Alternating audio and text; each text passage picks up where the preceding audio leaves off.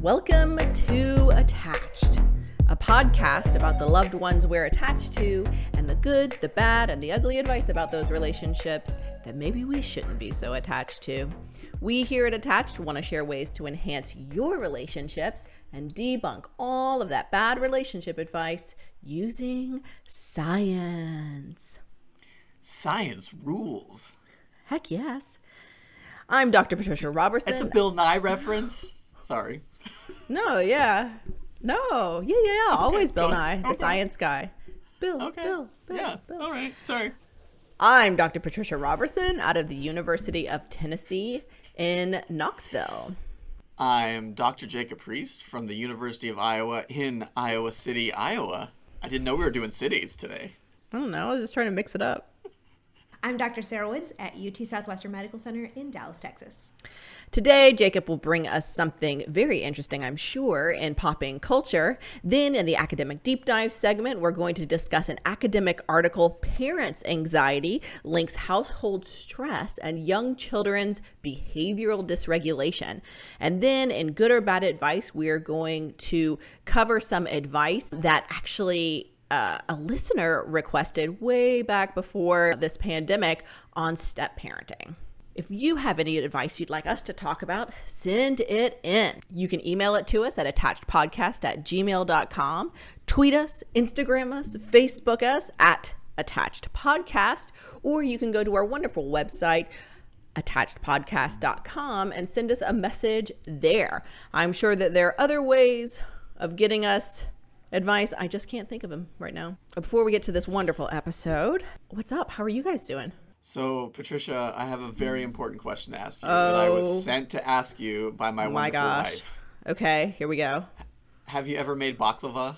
No, I've never made it before. We are going to venture into the world of baklava today. I love it. And we needed some tips. So if you have relationship advice or baklava tips, please send them in. Sarah, have you ever made baklava? I think I have, but I think it's been many, many years. Okay. Well, I used to ask there are a number of grad students who made baklava or their family did. So I've had several conversations with people about making baklava, and the one tip they gave me was you're supposed to put lemon in the sugar so that lemon juice in the sugar so it doesn't crystallize when you bake it. Yeah. So that's the only bit of advice I have given from people whose family culturally make baklava. Okay. I don't know if that helps at all. Lemon juice in the sugar. I don't know. We'll let you know how it goes. I love it. We decided to dedicate the rest of this afternoon to baking, and that was something that we put on our list. Oh my gosh. So that's that how is we're right up spending my aisle. Our Labor Day weekend. So I love it. Should be pretty good. I'm here for it. Woods? Oh, my super exciting life. We're wanting an update from me. I have only an epilogue to my gardening scenario concluded yesterday. And I've produced, I don't know how many bushels of basil are now growing in the backyard. Oh my gosh, I love do you basil measure so basil much. in bushels? Yes. But I think maybe between that and the chives I don't eat, they just took over all the space. Yeah. I officially had to rip out all the dead tomato plants. And everything's, the peppers are gone. I don't know where the garlic went. I mean, it didn't really grow at all anyways, but that's gone. It disappeared. It's not even like dead and wilted. It's just gone. It's just dirt. And hundreds of weeds. And so I have nothing to show for 9 months of work. Basil. You have basil to show. Right. I got way too much basil. We have not dedicated this afternoon to pesto making, but it's possible that we'll now be inspired. I appreciate it. So, can I give a pesto tip? Please. Because this is now a cooking show. You know how pesto, you put Parmesan in it? Sure, I do now. Okay. Go on. So I find that the best Parmesan to put in is not actually Parmesan. It's those Parmesan crisps that you can buy because it's really intense flavored Parmesan, and it makes the pesto taste so much better. Of course you know that. Thank you. Ooh. Thank you so much. You're so welcome. Thank you. So speaking of food, I oftentimes like to use this time in our conversation to reveal weird things that I am into or that I'm doing. I don't know why I do that, but I feel like this is the only platform where I can share this. The only platform. Yes, Huh? we I appreciate feel like faculty That's meetings. what therapists can be for too. Yes, which is what we are, and we That's function true. that way. That's Yeah. I feel like faculty meetings might not be the best place for this. Parent-teacher meetings aren't the best place. They're No. very limited avenues for me to share. But anyway, I do have friends. Anyway, so I have discovered a rabbit hole in YouTube that I am obsessed with. It is videos on Las Vegas buffets. What? Oh. So I haven't really been making a whole lot of food recently, but now I've started watching a lot of food videos, and one of my favorite comedians on Twitter said I fell down a YouTube hole of Las Vegas buffets, and I was like, review of them. So it's a review, somebody reviewing these buffets. And I was like, oh, that sounds amazing. And I started watching them, and they are in fact amazing. The quality isn't that great. Oh no. But like, I don't really like Las Vegas that much, but I'm planning a trip in my mind now to go to Just Las for the Vegas for the food. buffets. Right, not the good food. Right. I tell you, Yeah, that some of the this buffet. food looks amazing. Is good. Yeah, well, that's good. It's an interesting adult spin on like probably children not the best place to go. during a pandemic. No, it would be years before I do it. And hopefully by then I will have gotten this out of my system and I will no longer be curious about buffets. The other really weird thing is that, as you guys know, I'm like a vegetarian. So buffets aren't really the ideal source of food for me. But True. c'est la vie. That's what I'm into. Check it out, you guys. When do we start getting worried about her in Tennessee, Sarah? When do we actually Right. fly out for an intervention? Right. It's not now, but it feels soon. It does, I agree. There's like a line that I feel approaching, and it's not here yet, but it's close. It's getting close. Oh, it's interesting that I don't feel super supported right now. That's fine. That's fine. Sometimes therapists are meant to challenge, No, that's not true. just Exactly. Fair, Right, fair, right. Exactly. fair. Anyway, definitely gonna watch another one tonight.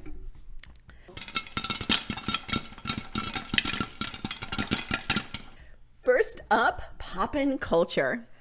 We learn about relationships from our friends and families, but a lot of what we think about love and relationships come from what we see in pop culture. So for this first segment, we take a moment to highlight events in pop culture that influence people's lives and how we view relationships. Jacob, what do you have for us this week? So I'm taking a little detour. This is going to come as a shock and a surprise to all of you. No Okay. reality television this week. Yay! So- the crowd goes wild. I too fell down a rabbit hole this past weekend, but a different one. Oh. Have Okay. you heard of Judgy. the Enneagram? yes. No. Oh yes, Okay. I feel like we've talked about it on this podcast, right? Have we? No. Oh, it's been on my list to talk about. Oh yeah. Okay, well, so I kind of fell down this rabbit hole because I saw something on Twitter about like Enneagram this. I was like, and then I've been running into people's like, this is my number. This is my number. I'm like, what are you talking about? I don't know what my number is. So I decided to kind of investigate this Enneagram thing. Okay. So first, there was a little bit of drama. I don't know. So Brene Brown wrote a prologue to an Enneagram guy's book because she liked it. And then it came out that this guy was kind of not the greatest dude. So she kind of backed away from it. Okay. Anyway, I'm not focusing on this because this is a different version that I fell into. Okay. So if you Google Enneagram, which I'd never done before, the first thing you land is like the Enneagram Institute, which boasts having a scientifically validated measure of the Enneagram. So can we back up So- just a little bit for me? What is an Yes. Enneagram? So the Enneagram, I believe, comes out of a Sufi tradition. So an Iranian personality measure Okay.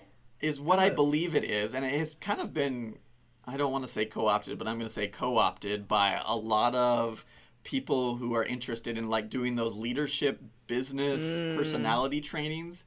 I don't know, like when I was growing up, like they had the colors, and then there was like the big letters that they have, the INJF or something like that. Yes. And now I feel like this Enneagram is kind of making its way to the forefront. So really it's like this 9-pointed star, and each different location represents a different type of personality you might have. So there's like multiple types of personalities. There's the reformer, the helper, the achiever, the individualist, the investigator, the loyalist, the enthusiast, the challenger, and the peacemaker. These are each of the 9 personality types that you can have.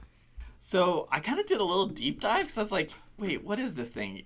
Is it really scientifically valid? So I did find a 2004 study that shows that tests the validity and reliability of this. Yeah, and it wasn't that great. They actually used a Big 5 personality measure to compare it to. And some of the scales in the Enneagram weren't that reliable. They have some reasons why they would say that is. But I really wanted to be like, okay, before I call bullshit on this, because I'm not a huge fan of personality tests. Yeah. I need to take the test. So, do you want to know what I did? I spent $12 because that's how much I did. I spent the $12 and I took the Riso-Hudson Enneagram Type Indicator, version 2.5. Nice. So let me just go through some of the questions on here because I had to write some of them down because they were really interesting. So, like, for example, you have to, this whole test, you have 2 statements and you have to endorse one or the other. Okay. And so, like, is it just a yes, no, or is it like a scale? No, you have 2 statements and you have to say either I'm this statement or I'm that statement. So statement 1 is typically I have not had much self-discipline, or typically I have not had much connection with people. So that was kind of weird. I didn't know how to respond there. And then not related. Yeah. Yeah, and then you have like another one. I have provided many people with attention and nurturance. And I have provided many people with direction and motivation. But then there's also ones that are more out of left field, like I have tended to have trouble falling asleep, and I have tended to fall asleep easily, right? So you fill out 144 of these. There's 144. It takes quite a long time. Yeah, but that sleep one at least seems related to each other. Yeah, so these were kind of all over the place. That was my first reaction, like, I don't know how to choose because some of these are context dependent. Right, of course. And maybe it's just because I have a less developed personality. Yep, it's you, Jacob. Definitely. We didn't even have to come up with that one. You just burned yourself. Yikes. But then, so after I took these 144 like statements, it gave me a printout of information about myself that was about 33 pages long, which I thought was pretty incredible, that they knew this much about me just by filling out 144 questions. So do you want to know what my personality is? I would love to. Yes, because... do you want to guess? Like, given those, can you... Sarah, do you want to guess? Well, I was going to say that I, too, did this exact thing about 2 months ago in the name of science, hoping we would talk about this. Yes! Okay, Sarah, so tell me about your experience. No. So I did not do the paid version. Okay. I was in the name of science, but just not that much science. So I did some version on, like, Truity or some... I don't know. I linked to something that found some free version. So then I got my types and decided that does not apply to me at all. And so science did not apply here. So I'm eager to hear what your types are, what your number is. Yeah, so maybe again, this kind of shows how my personality is not developed, but out of I had 4 that were all, or 5 that were all within 1 point of each other. Problematic. So my top one was the achiever and the enthusiast. Okay, those math followed closely by the peacemaker, the helper, and the challenger. So you're all those things. There's only 9 options. You got most of them. I got 5 other than 9. So then, like I said, it gives you this huge printout. But because this is the relationship podcast, I wanted to bring up this specifically because under each type, they have what you are most likely to have relationship issues. But before I read that, can we just quickly say that they also list people that share this personality type? And most of them are dead. Like, August. So this is a 3 for me. right? Augustus Caesar He was took this measure accordingly too? this That's type. confusing. Yeah, like, well, there are some living people, but I don't think they've taken it. Science. Like Mitt Romney, I Oprah mean, Winfrey, supposedly. O.J. Simpson is supposedly this personality type, too. I don't know how I feel about that. Don Draper from Mad Men, and also Rachel Berry from Glee. Fictional characters also. Oh, that's... Yeah. So, but let me read you what they say as a 3. know Again, if that those is are- the achiever. fictional characters I would want to relate to terribly. Yeah. So this is what they tell me about my relationship issue. Okay. Oh. 3s often report that they feel confident in their ability to attract other people. Oh. They are usually charming and magnetic, and they know how to behave appropriately. Also, many 3s spend significant time and resources cultivating their personal presentation. They work at being in good physical condition and are often well-groomed.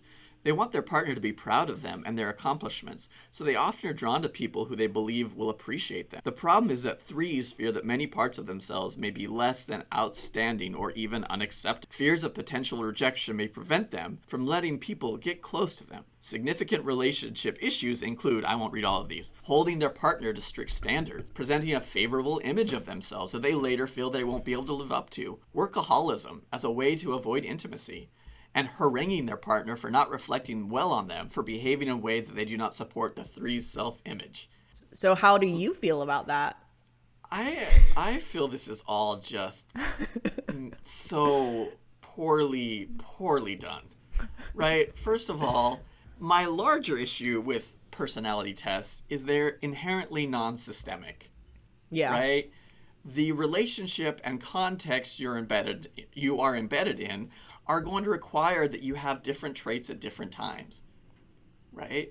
And also your relationship Flexibility. issues, yeah, right? Like, that doesn't mean the core of who you are is necessarily changing, but the role I have as a dad is different than the role I have as a professor, which is different as the role I have as a partner, which is different than the role I have as a friend. And all of those things are context dependent and bring out different sides of who I am. Also, to take a personality test and then to extrapolate that to how you are going to be in a relationship, I find really problematic.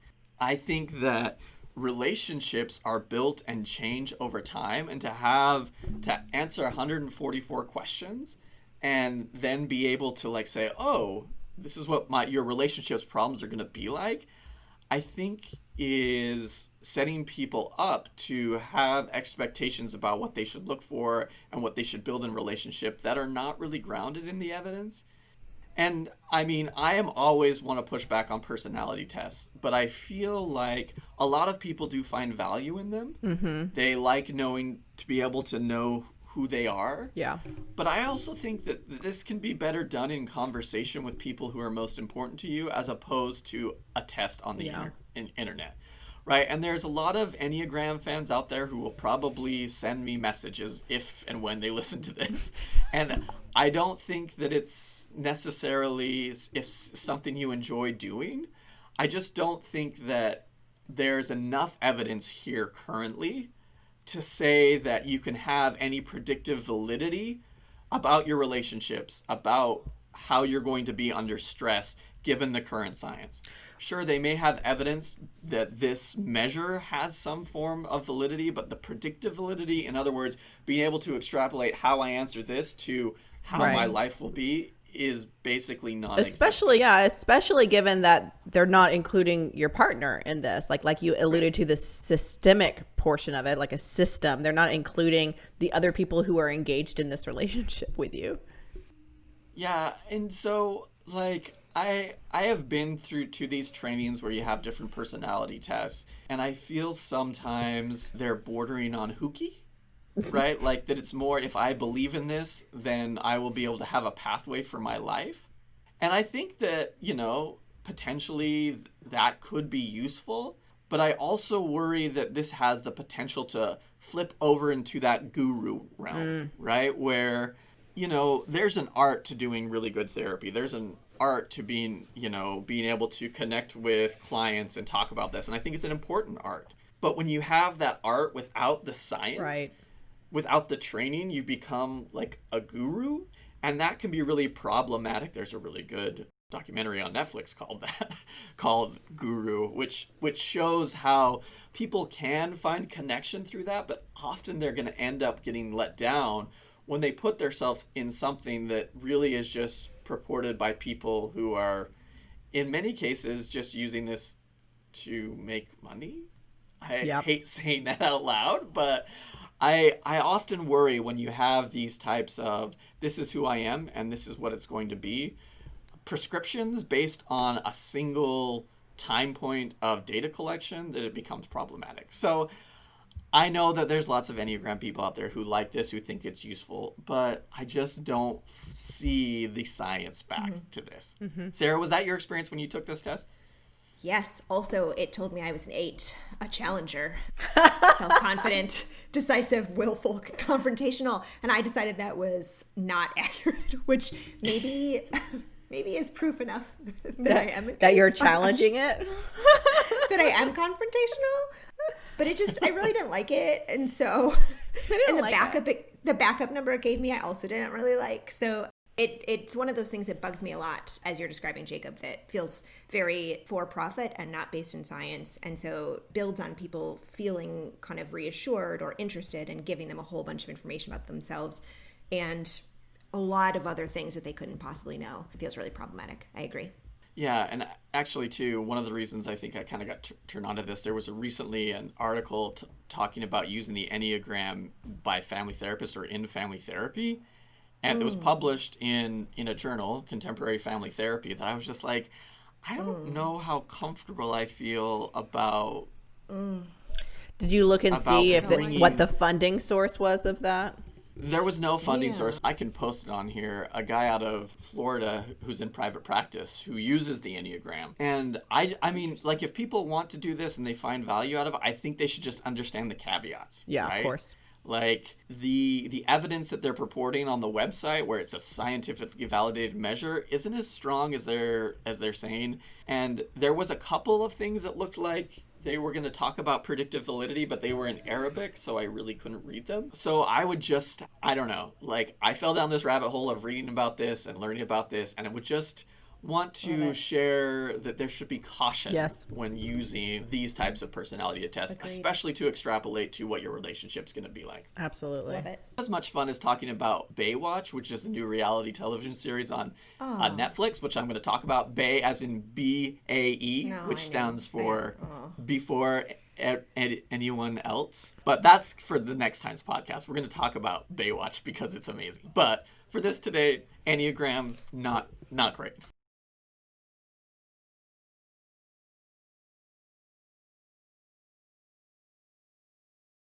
Now we're going to move on to the academic deep dive segment and talk about an article titled Parents' Anxiety Links Household Stress and Young Children's Behavioral Dysregulation, written by Andrea Fields, Chelsea Harmon, Zoe Lee, and Dr. Nim Tottenham at Columbia University and Dr. Jennifer Louie at Child Mind Institute. Recently published in the Journal of Developmental Psychobiology, these authors tested links between stressful environments and child's mental health. They first outlined that 46% of kids in the U.S. have experienced at least one adverse childhood experience or stressful or traumatic event, such as parents' mental illness or substance use, abuse, or neglect. Young children are at greatest risk of these experiences. Decades of research has documented the association between these extreme childhood stressors and emotional behavioral issues in young children. However, unlike these previous studies, the researchers whose work we're going to cover in this academic deep dive looked at general household stress resulting from potentially stressful experiences that are actually rather frequent, such as arguments with siblings, changing schools, or parents' divorce. And even more importantly, they tested whether parents' experience of stress was part of the association between household stress and children's anxiety and behavioral issues. In other words, does parents' experience of anxiety transmit anxiety to their children? Because what I need definitely is more guilt about my own anxiety. Anyway, Sarah, tell me about how this general household stress could be a problem how they measured it, and I'm really hoping for some solutions here too, if it is bad. I'm not going to promise the latter, but I can hopefully deliver on the former. They had a sample of 115 young kids, 2 to 6 years old, and their parents. And this was a community-based sample, so it's really important to remember that this is not a clinical sample. This is, they're not looking at extreme stressors, and they're not looking at anyone with diagnosed psychological or behavioral issues. So these are parents. Any anxiety they're talking about here is not anything that's been clinically diagnosed before. This is a community sample. The kids didn't have learning disabilities, neurological issues, nothing. So they took data from 2 different studies that had similar goals, and for a total of 115 kids and their parents.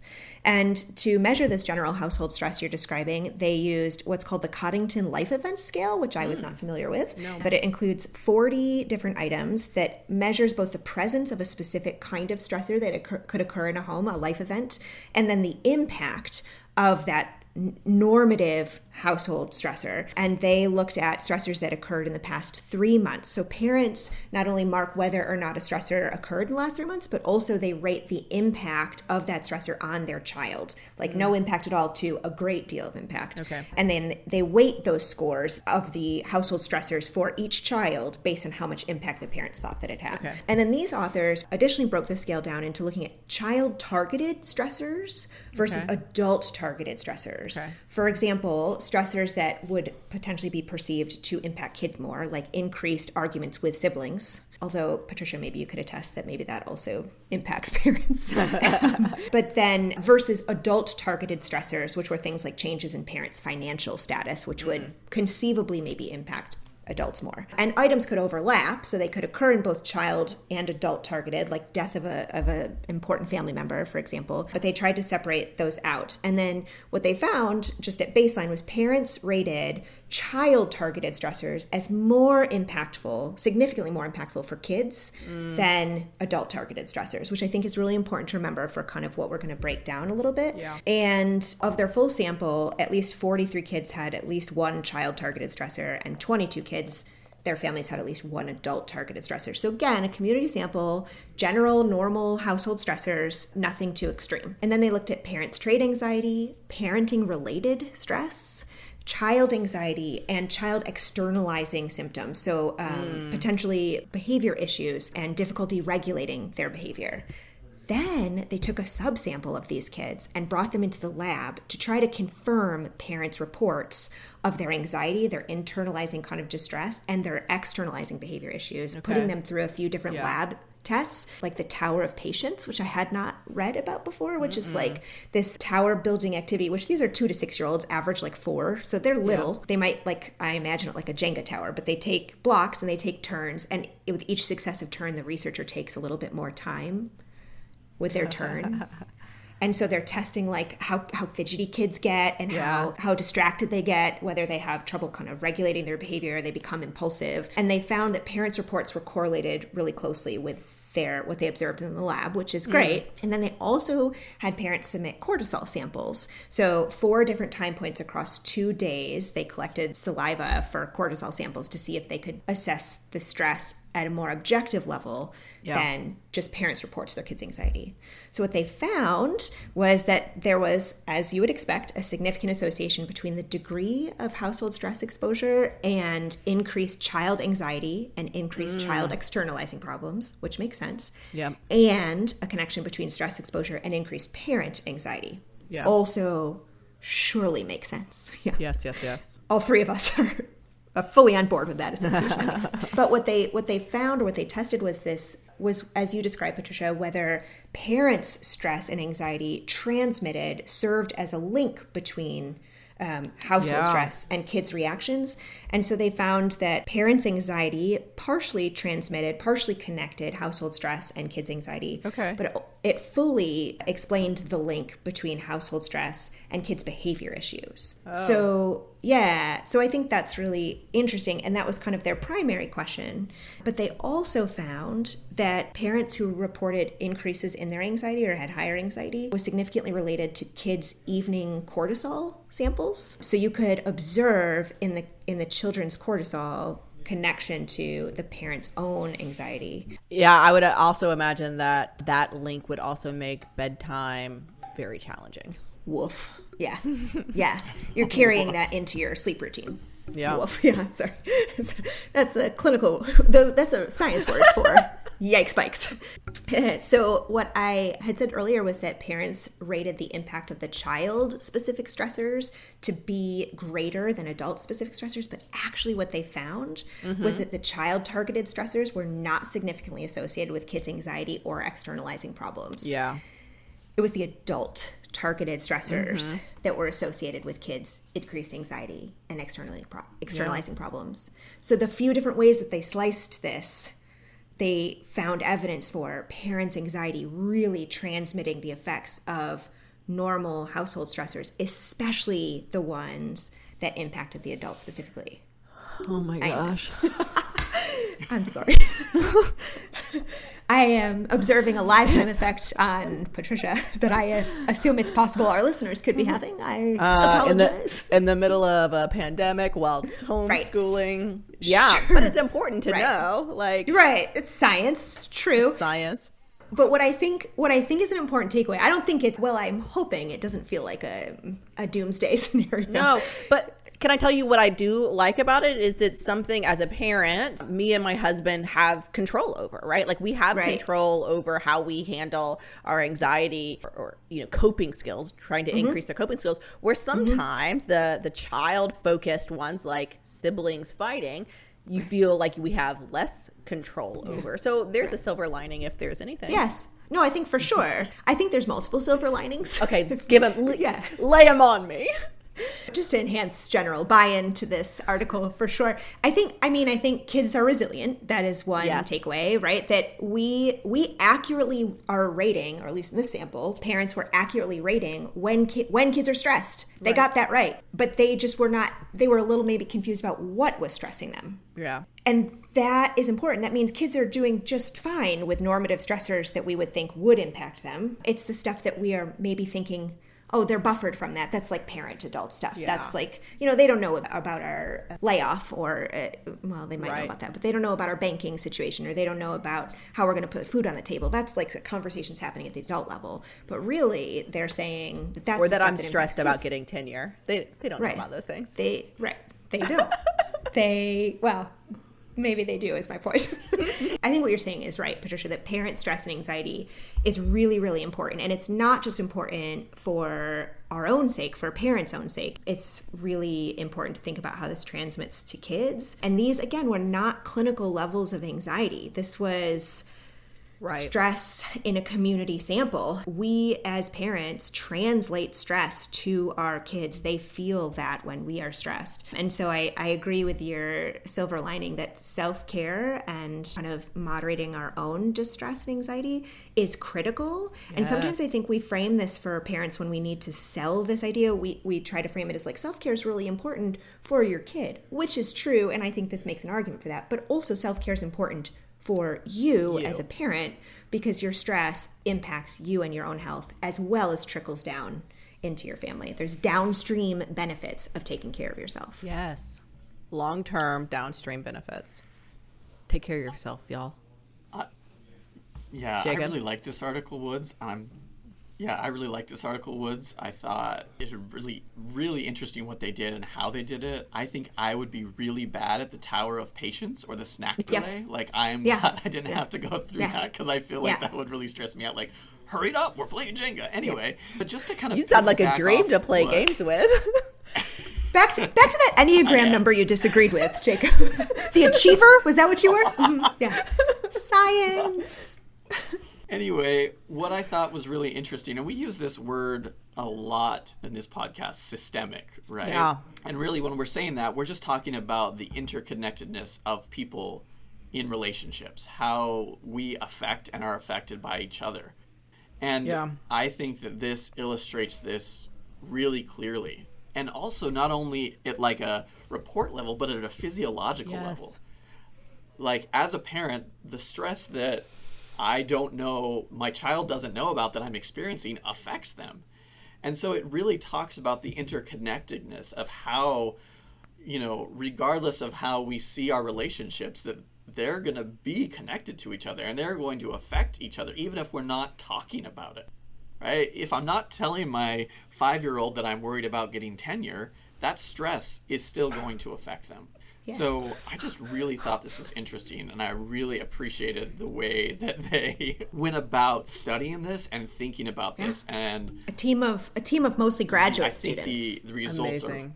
are I love it really when graduate cool students work. do Really work. cool work. No. So creative. It's going to make me think, as I embark on this parenting journey, really about how to manage my own stress, because at the end of the day, that might be one of the most important things. Mm-hmm. Yep. Woohoo! Boo! Woohoo! Yeah! So finally, time for good or bad advice, where we talk about pervasive relationship advice in our culture. We hear relationship advice from parents, family, and friends. We see advice about how to be in relationships from movies and TV shows, sometimes TikTok. And we read endless advice spewed at us on social media, blogs, and all of those numerous top 10 lists. But a lot of it just isn't good advice for relationships. This is the part of the show when we use science to decide if this advice was good or bad. If you have seen or heard some advice you'd like us to talk about, send it to us. Email us at attachedpodcast@gmail.com.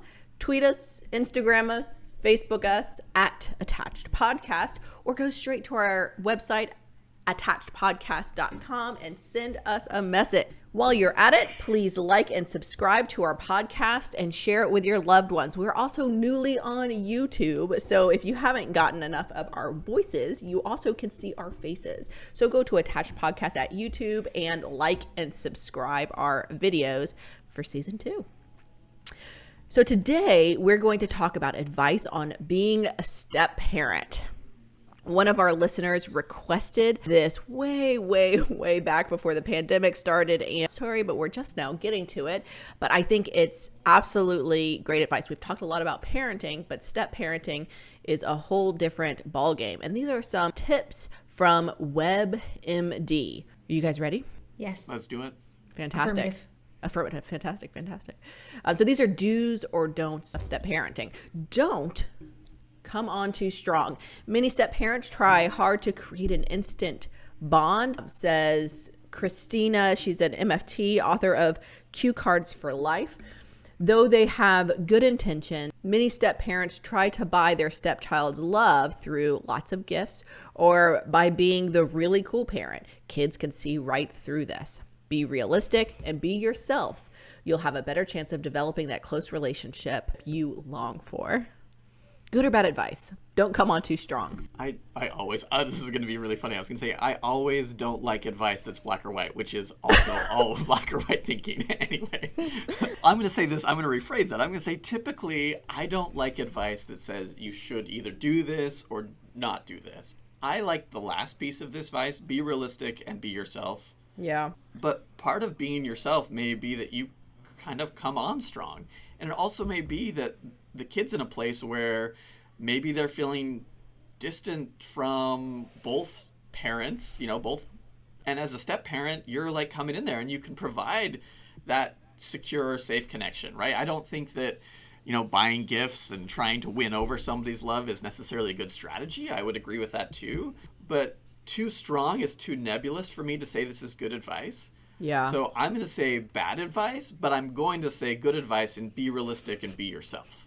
Okay. Good. So in other words, I'm on the fence. Okay. But I'm trying not to. Trying to make it seem sound like I'm on the right. fence. Yeah. Okay. So Jacob, per history, is on the fence. Woods. I'm going to say good advice. I think my reasoning is that different than Jacob's, I think. Okay. And I don't think this is necessarily specific to step families. I think that trying to buy love through gifts or by being a really cool parent, however you define that, I'm a cool mom, I think is probably not that effective. I do think also, I just don't think that's how we build close relationships with kids or most people. And so I think it can be really important to think about how to be authentic and how to make sure that your step kids know that they matter to you and to spend time with them and to develop closeness through like emotional closeness and connection. And I don't think the ways that this person is describing it, I agree with her, are not not genuine. So we kind of like the realistic and be yourself portion of this, but sometimes it sounds like the coming on too strong, that portion is hard to wrap around, because sometimes it's good to be yourself and be authentic. I could also imagine like don't come on too strong could also be perceived as ambivalent. So being a new step parent, you wouldn't want to be perceived as not caring or being ambivalent too. So good advice? I would say. With caveat. Good advice Yeah, with let's go with caveats. that. Do get on the same parenting page with your new spouse and his or her ex. All the parents need to discuss their methods, rewards, punishment, chores, allowances, bedtime, homework, and come to an agreement about the rules. This is by Dr. Tassina, author of Money, Sex, and Kids. The transition is much easier if the parents are in accord. If something happens you haven't discussed, just defer to one parent and work it out later. Good or bad advice? Oh, I have some mixed feelings about this. Okay, lay it on us. So I do like this idea of getting on the same page when it comes to parenting. Yes. But I don't know if it's necessary to have like both houses have the same rewards, punishments, chores, allowances, bedtimes, and homework, right? Like different households are going to have different rules and different flexibility. Right. And I think I mean, the that's parents okay. the parents are divorced. Like in theory they might not be able to agree on some things. So forcing that might be impossible. Yeah. It also might work Yeah, well, I but like think that, I think that when you get on the same page for parenting, it's more about the process, the values that you want instilled, which is probably a little bit easier to get on the same page as, and not the way you necessarily operationalize that. Having this expectation that your kid is going to have the same bedtime at one place as in another may be a little bit unrealistic, or that they're going to have the exact same chores at one house as another could potentially also be unrealistic. Mm-hmm. So if you define parenting on the same page as that way, I'm going to say bad advice. If you define it as the adults in the room that are all involved in the kids' lives have discussions and ongoing discussions about what the kid needs and how to best be there for them, and those ongoing conversations, if that's what you're talking about, being on the same page, then I'm going to say good advice. But as it's written here, I'm going to say bad. okay. Woods? I would probably agree with that. I would say that this is good advice. I agree that it's sometimes quite impossible to be on the same page. I think also when I think about getting on the same parenting page, there's sometimes some bigger picture family rules and family norms than like bedtime or how we do homework, how we treat each other with respect, how we maintain open communication, how the parents in the system talk to each other and maintain some of that communication can really be very promoting of healthy development for kids in these blended families. And also I think it promotes closeness between the kids and their relationships with their parents, but also their step parents. It's not necessarily that I have to be on the same exact page with you, but I have to know what your page is, and we have to be talking about this book we're trying to write for our kid, because separate homes doesn't mean that we're now separate families. In terms of this child, this is still their whole family, the really complex family as a whole, and the whole is always greater than the sum of the parts. So I think it's really important to think about not necessarily that our rules need to be exactly the same, but do we know how things operate in these different homes, and can we communicate in a way that's healthy and adult to benefit our kids? Right. And communication, especially between divorced parents, doesn't necessarily have to be verbal. Sometimes you can effectively communicate through email, through text. Just find what works best for your family. But also, as we just kind of alluded to in the academic deep dive segment, children are quite flexible. They're resilient. Mm-hmm. A set of rules at one house, as long as they're clear rules, can be different from a set of rules at another house as long as they're clear rules. Kids can be flexible and jump from house to house. So I think going more to kind of the macro level and talking about the effective communication about values between the parents, however they choose to communicate, is one way to think about getting on the same page. So it sounds like we think this is good advice, but more at the macro level of getting on the same page. But this minutia of exactly the micro level of getting on the same exact page with Specific how you do homework and when bedtime is between each house might be less important. Do encourage your stepchild to have one-on-one time with both of his or her biological parents. Some step parents are threatened by their stepchildren spending time alone with their biological parent, especially their spouse's ex. But they shouldn't be.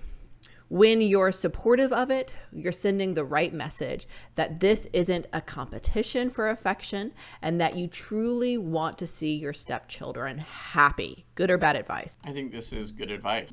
Developing one-on-one relationships, I think, is important in any context. And, if you're saying, you shouldn't spend time alone with the ex-partner, that's really something scary you're saying to a child. That seems like a really big triangle you're developing, and it could potentially be really problematic. So for me, I think this is great advice. Kids, regardless if it's with their parent, step-parent, or whoever they view as a caregiver or parent, should have one-on-one time with them, should be able to build that relationship. So this is good advice. Woods? Fully agree. This is really good and very important advice. Kids need this for healthy development. They need to have one-on-one time with their parents. It really helps them feel like they're close and connected and like they matter. It helps parents cue into what their kid needs. It is only positive that they have the ability to do this unless, of course, there are safety concerns. Right. And I think there is science to suggest that it even helps to build the relationship with step-parents. So if I spend time with and feel close to a biological parent, and that parent feels close to and has a good relationship with their new spouse, I'm likely as a child to have a closer relationship with my step-parent. So I think, again, this has trickle-out effects when we do this. So good advice. Do have family meetings weekly. Give everyone, including the kids, a chance to share how they feel, what they like and don't like, and ask them to share both positive and negative opinions. Ask for suggestions for how to make things better. Good or bad advice? So I'm going to say bad advice. And let me tell you why. I just don't like this idea of weekly family meetings. I don't know how realistic that of an expectation that is, right? To have a weekly family meeting where everybody is going to share how they feel, what they like, what they don't like, and share positive, negative opinions, kind of feels like you're forcing a weekly therapy session on your family. And that may not be the best thing to do, especially when you are not... You just slide the tip jar into the middle of the table. Is that what you're like? Weekly therapy session. I like giving kids the chance to say how they feel, what they like, what they don't like, what's going well. But I don't know if you need a weekly family meeting to enact that structure. I think if you're having one-on-one conversations, if you're having group conversations, trying to set up this expectation of having a weekly family meeting, I think can be sometimes problematic because A, it's probably not going to happen for a long time, and B, it might create a sense of pressure on kids that they have to share at this time in this way. I think something more loose where you could have a check-in or just a time to have conversations is probably going to be more effective. So for me, I'm going to say bad advice. Okay, bad advice. Woods? I think it's good advice. It could be shoot for the moon advice. I agree, it doesn't feel necessarily entirely realistic, but I think especially when kids may be moving around to different homes, having some regularly scheduled times in which you come together that are predictable for the whole family. Also kind of a regular outlined predictable process for those conversations, maybe sharing leadership with kids, having a little bit of an agenda that you all want to talk about. It can be for positive reasons. It can be for planning family vacations. It can be for planning for upcoming birthdays, but it can also be to kind of sort out any bumps that come along the road. Again, I don't think this is just for step families. I just think it could be for families for whom this works and they can find time to do this. I think it can be maybe especially helpful for families where you're blended across different homes and trying to find time to intentionally connect. Yeah, I experienced this in a personal way. When my mother and stepfather married, I was 12 and they took this step parenting class. I remember it distinctly. A positive experience, but they had the class and then all of the kids went and played. So I just remember going to this school and anyway. But one of the advice was this weekly meeting. And I remember having them with my mother, my stepfather, and myself and my two sisters. And it was fantastic. It was weekly and there was a talking stick and we got to voice and share because there are a lot of things that are confusing right off the bat. Incorporating someone new into the family structure and what that looks like. And we were old enough to have opinions about things. And as things kind of moved forward, it wasn't weekly, maybe became monthly or as needed. I remember it being an enjoyable process. It was a time when I knew we all had to sit together as a family and talk or listen or whatever. We did. So just from a personal experience, I really enjoyed these as a kid. And it was a way to more tangibly make it obvious that my stepfather was part of the family, and this is a family, and this is what we do. So from my purely personal experience, I would think this is good advice. But I agree with you that it's kind of like a moonshot, and how it works in each family might look a lot different. But I do like the way that it kind of, while you're forming the family, this new kind of family structure, you're kind of forcing the tangible boundaries around what this looks like and navigating through that. So the last one for today, the list goes on and we'll include it on the link that you can look at, is be ready to hear "you're not my real mom/dad." This is a stepchild's way of trying to take power away from your role.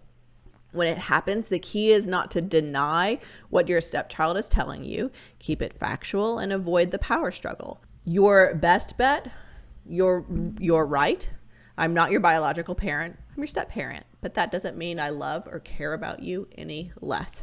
Good or bad advice? I think this is good advice. I mean, this may not always be the case. Not all kids might say this phrase, but it could be likely, especially if and when a kid, especially I can imagine a younger kid, is getting dysregulated and you're trying to be there and provide support and they're getting frustrated with you. This could be something that they would say. And I do like the response too. You're right. I'm not your biological parent, but I care about you. I love you and I want to be here to support you is a really empowering and important message. I agree. So I'm going to say good advice. Yeah, strong agree. I also think that's really good advice. It's a really nice example of a reflection, very validating. I heard you, I understand you, you're right, I get it. And also, I love you and I care about you. Yep. I love it. Good advice. So thanks for listening to Attach This Episode. Remember, call us, email us, tweet us, all of the social medias, all of your relationship advice you've received and you're wondering whether to follow or pass on. We cannot wait to talk about it.